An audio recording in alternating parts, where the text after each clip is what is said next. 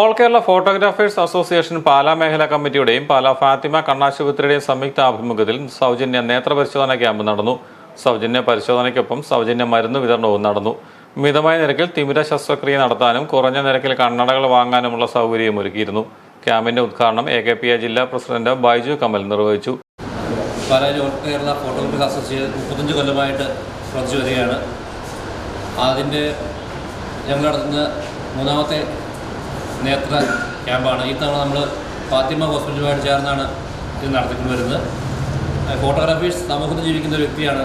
അപ്പം സമൂഹത്തിന് ഉപകാരപ്പെടുന്ന രീതിയിലുള്ള പ്രവർത്തനങ്ങൾ മുന്നോട്ട് കൊണ്ടുപോകാൻ വേണ്ടിയിട്ടാണ് ആദ്യപടി എന്ന നിലയിലാണ് എല്ലാവർക്കും വേണ്ടി നേത്ര പരിശോധന ഒരു സൗജന്യ ക്യാമ്പ് നമ്മൾ ഫാത്തിമ ഹോസ്പിറ്റലുമായിട്ട് ചേർന്ന് നടത്തപ്പെടുന്നത്. അതിന് വളരെ നല്ല സഹകരണം ഫാത്തിമ ഹോസ്പിറ്റൽ ഭാഗത്ത് നമുക്കുണ്ടായി. അവിടുത്തെ ഡോക്ടേഴ്സും സ്റ്റാഫുകളാണ് വന്നിരിക്കുന്നത്. മേഖലാ പ്രസിഡന്റ് രമേശ് മുരുകൻ അധ്യക്ഷനായിരുന്നു. ജോസ് പാരഡൈസ്, ബിനു വല്ലപ്പള്ളി, ജോയി വള്ളിച്ചിറ, ഡോക്ടർ ദിവ്യരാജ് തുടങ്ങിയവർ പങ്കെടുത്തു.